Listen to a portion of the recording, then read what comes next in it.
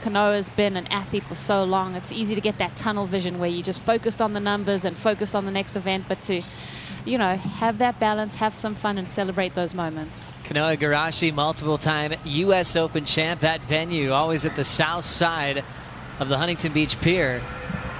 That's where it all began. There's a news clip when Kanoa's about 5, barely, talking about how he wanted to be a pro surfer, living that dream.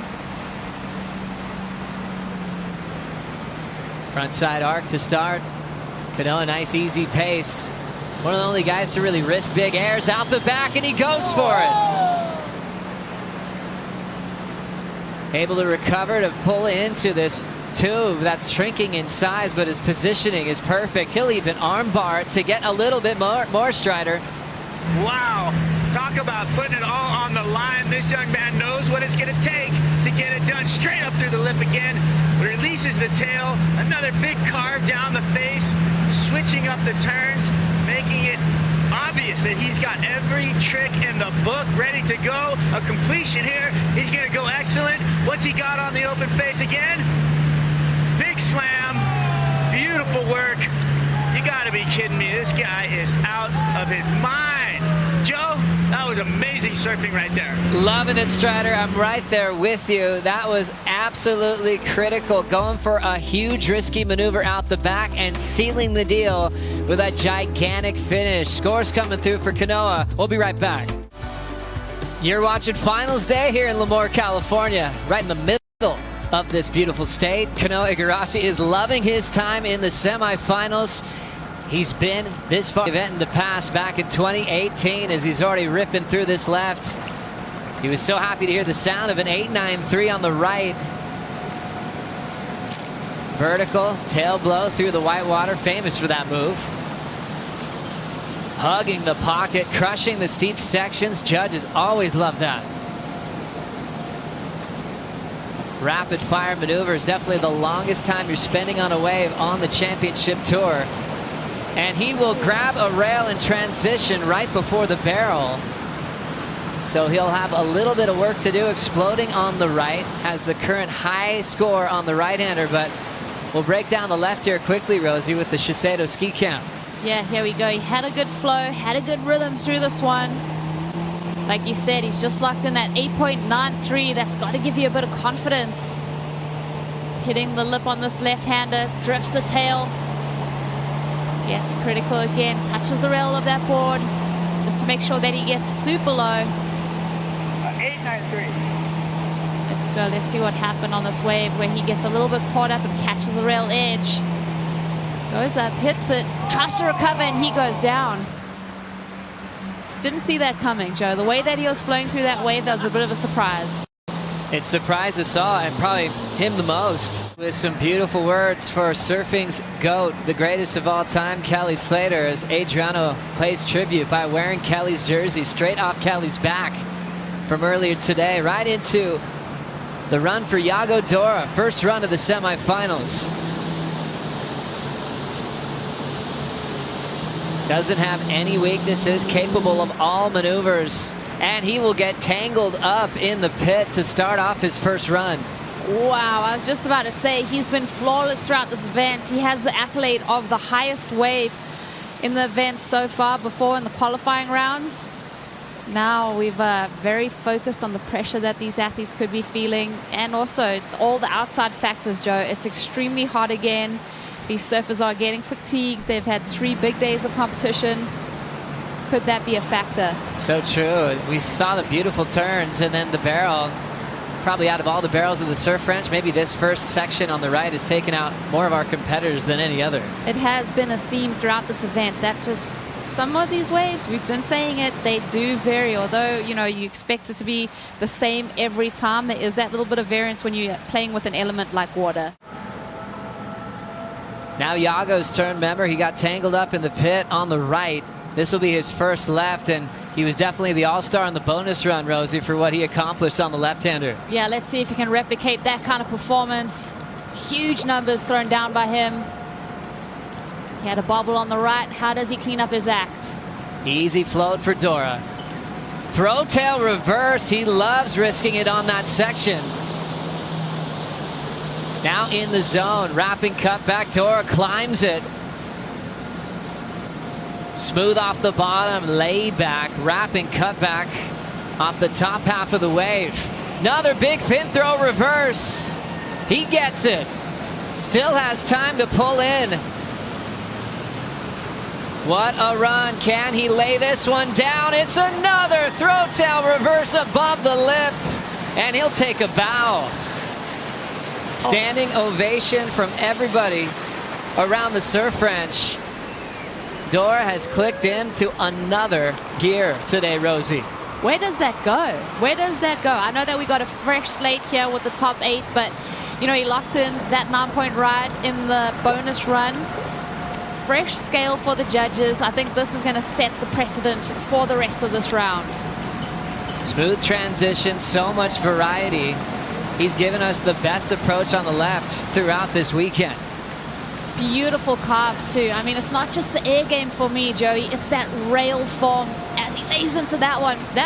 I love the airs, but I also really, really like to say that I enjoy that kind of surfing. But this is just so cat-like. And I guess if you compare it to anyone, we're always referencing Medina.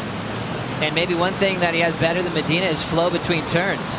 That's a great point. That flow is, yeah, spectacular to watch. Just the style. It puts a smile on your face. I mean, you can... It's just a, I don't know. I'm kind of speechless, and I'm just going to wait for the number because I want to see that kind of surfing be validated. Those are the moments that we love in competitive surfing, when you see a surfer in this type of arena feeling this type of pressure. And he's in the go zone. Yago's with Mitch. Thanks, Joe. Yago, a 9.73 on your opening left in your first run. You made up for the fall on the right. It was only a 2.0. But talk to me. That's one of the best waves we've ever seen ridden here at the Surf Ranch. Yeah, I knew I had to make up for that fall, and it was a really stupid fall, actually. I got a little too greedy in the barrel and stayed too deep, and you can't really do that out here. The foam glow gets you, and it's really hard to come out. But yeah, I have one more ride to fix the mistake, and I'm happy with the left, and another left to try 10 maybe. He's, yeah, very impressive. Love the way he surfs. One of the greatest to ever play the game on the championship tours. Ready to wind up here. Gabriel Medina, undefeated at this venue. World #1, has been in 4 of the 5 finals to kick off the year here at event number 6. Stranglehold on the lead. He'll get started. Big verticals with some power. Now jamming himself into this pit, leaning forward, staying incredibly low. He wants more of this tube. The risk involved there, he had options to get out of the bear early. He didn't want it. 2 big fin throw hacks. 4th maneuver is a solid bang with the drift. Dancing on that roof with a float into another snap. So he's hammering this right. Pulls in quickly. This is the last tube of the wave. And now comes the big fin throw reverse. Medina nails it. Living up to his reputation as the most dominant surfer in Surf Ranch history. Scores coming through for Medina here on finals day. Back for more in Lemoore right after this. 2-time world champ, world #1, Gabriel Medina just threw down an 8.37 on the right. That'll be the 3rd best right we've seen so far in the semifinals today. Now time for the left. This is where he's accomplished a lot, has owned the left the last 2 CT events. How's that rhythm? Already driving hard down the line, lay back to slide. That was incredible. Vertical stab, he'll climb that roof and back into clear water. Power jam again for Medina. Whips it off the lip. Nice flow. Steady pace for a big little check off the lip. Not as big as I expected. Now let the fins hang out the back. And now looking for a big corrupt. He misses the crowd. The way he was setting it up and the airs that Medina's done this year, I thought he was going to go 6 feet above the lip, and he got hung up. Still pulled it, but then missed the finish. So that left will have some points to improve on his second effort. Yeah, definitely some points to improve on, some fine tuning, but still just, you know, solid surfing throughout. He's still going to get a big number, but like you said, when Medina goes to the air, when Medina goes for maneuver, we expect big things. But I want to point something out, Joe, because when Medina goes for his turn, he's already setting up for his next one before the spray has even hit the surface of the water. So he is just so powerful. And it's such a great perspective when you have the Jeep drone cam showing you the depth of this wave. You see the hydrofoil, you see how you never run into the fence. And then you see him change gears. He's going to wait for an air section. And this is the one we're like, whoa, he's going to do something huge. Doesn't go as big as we expected. I think that's where his timing got a bit off. He opted not to go for the barrel section, goes for the corrupt, like you said, misses the grab. It's interesting, when he does so many big airs, you kind of mind surf with Medina a lot. It's going to be a really rough go. They got to really perform on that second heat when it comes around the corner. So let's see if Filipe can get 2 good waves out of this one and really get himself up onto that leaderboard where he needs to be. Thank you, Strider. Toledo has absolutely owned the right in Surf Ranch history. Owns the top 5 high scores going this direction. Snap to slide power gouge. Known as the quickest man on tour. So much variety out the back. And then right into the tube. He wants more, as deep as you can get on this section in the tube. Another nice turn, keeping his speed alive. Wrapping cut back. There's another solid gouge. Toledo throws the fins out. Driving through the down carve, lunges into the pit. Now looking for the big punt. Alley-oop.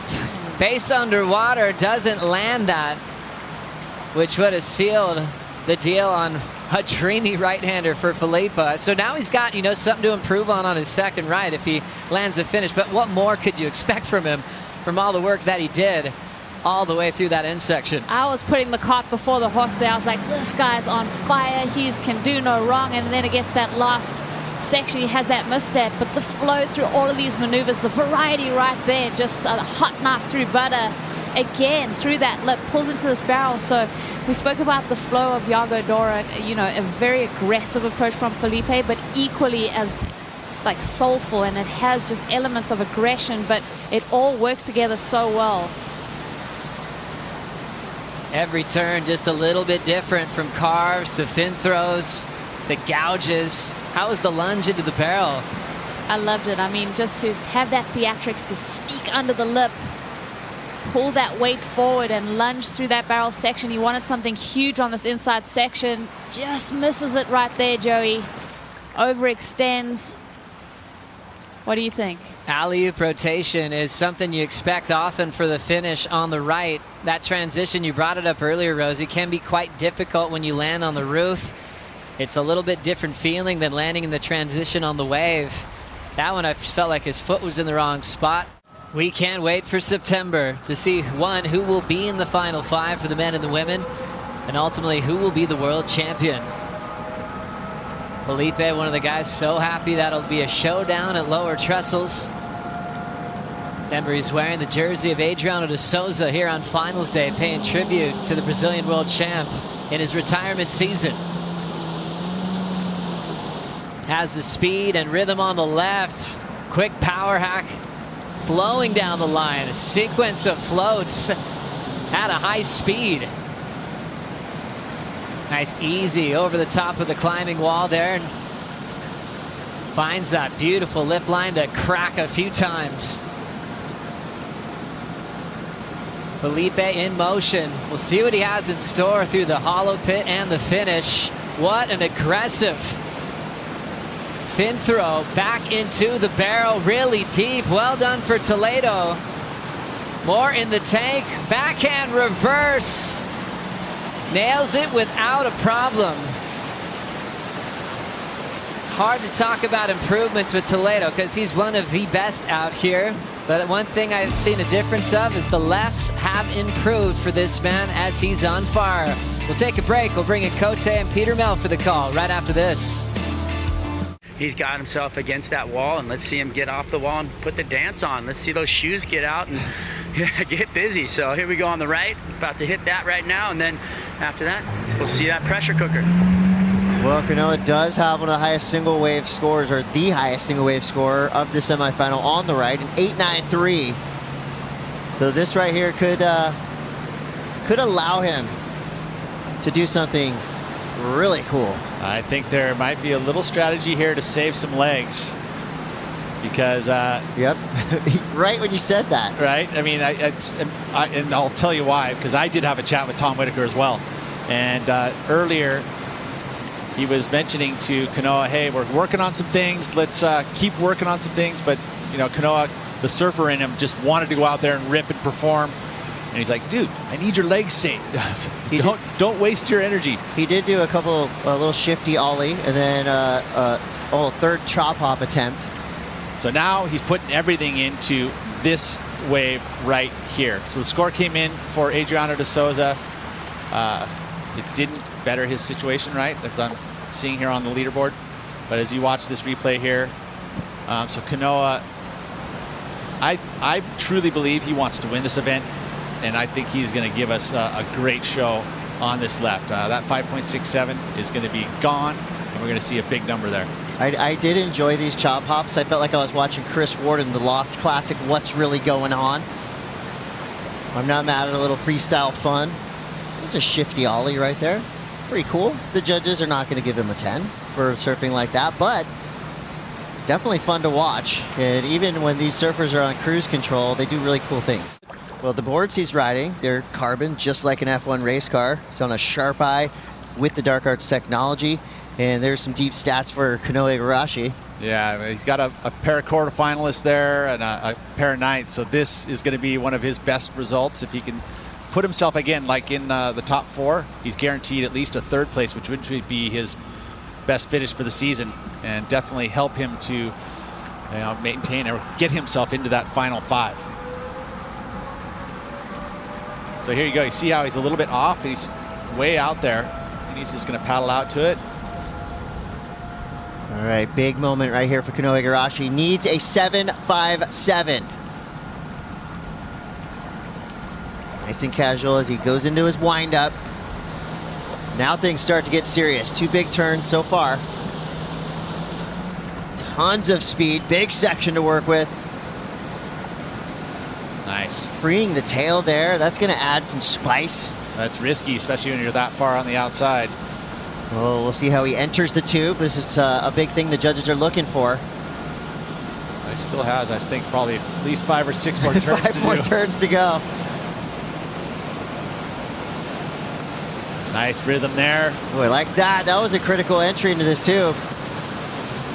What's he got for us? The end hammer. Got to make it. Backside there air it reverse. Is. And a little shove it. So a textbook backside air, reverts out. He's probably been doing that same trick since he was 10 years old, but it's not easy to pull out something like that when you need it. Kanoa Igarashi looking for a 7.57. He's feeling good about that wave. Yeah, you can see a bit of a grin, so I think that he thinks he got it. I mean, it's going to be up to those 5 judges.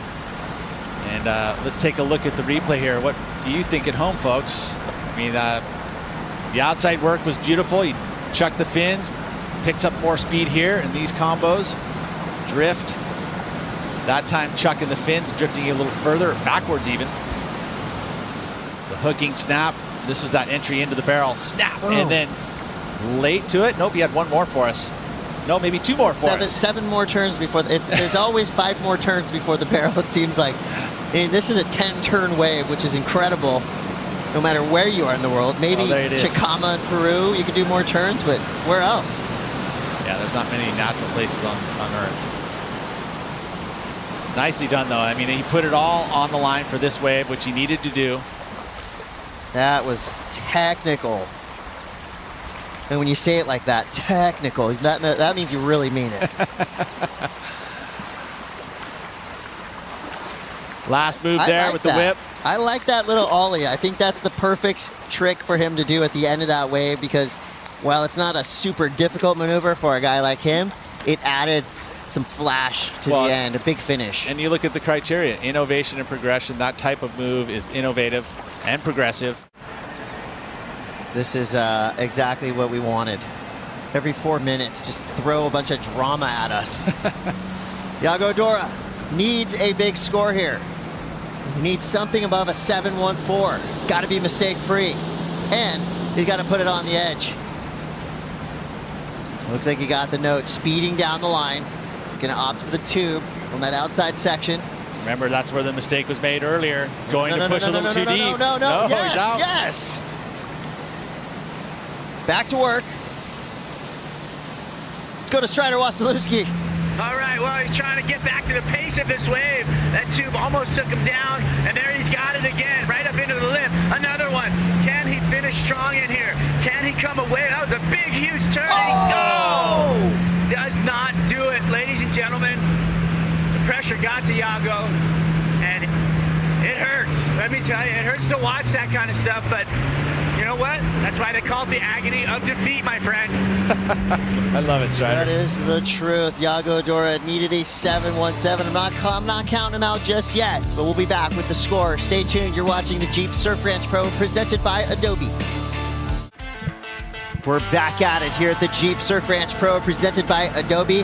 Now this is just for the fans. Yago Dora failed to break through on his last wave, but now we just get to see a pressure release from Yago, who got the highest single wave score of this entire event on his previous left. And that right there, that is modern, high performance, high tech surfboarding. I mean, he could still improve. It would have to be above a 9.73, but there's not enough points left in one wave, unfortunately, to get him any higher up the leaderboard. So again, this is kind of a free wave, but Jeez. I love it. That one was lofty. He might improve. I wouldn't mind seeing a perfect 10. Well, without making that final section, I would say no, but he made the highlight reel. That was one of the bigger errors we've seen. Look at this pop right here. I mean, that's what he was doing before he joined the tour. And I love that he brings it to the tour because that elevates everyone else. So watch the replay here once again, just covering some distance. And he's got such a high strike rate of makes on his aerials that when he does them, you're like, oh, he's going to make it. I will agree with Kelly Slater when I say that Yago Dora has made full use of this technology. It's the first time in history that we will have a final 5 in a one-day ultimate surf-off. It's coming up in September. 2 more events after Surf Ranch to get through, Mexico and Tahiti, and those are probably going to be 2 of the most exciting events of the entire year, knowing what those waves can provide to all of us surf fans. Here we go, Gabriel Medina. Got a 6.63 and an 8.37. And we know he's capable of destroying both of those numbers. He's trying to improve on an 8.37. Looks like he's got some spark. Well, he has to. Late entry into this barrel, deep, and now he's into the technical aspect of slowing down, parking it in there as long as he possibly can. Masterful transition from the lip straight into the tube. Still going. Oh, jeez. Throwing axes. Ooh, extended float right there. I like that. Variety. Oh, late. Another. Oh, no. Wow. That was mental. Was one of the coolest combos into the tube we've seen yet. I feel like Gabriel Medina really wants to make the final. Well, pressure cooker number 1. He just sent it to the side, released the valve. Oh, steam everywhere. Does he know what pressure is? I don't know if he ever has felt it. You just see his face before and after, and it's kind of the same look. He's just doing his job. So trying to better an 8.37. I mean, was there any flaws in this? I don't see any. No. I mean, late hit there, so the transition, which again, entry and transition into these barrel sections has been very analyzed very deeply by the judges. And he did 2.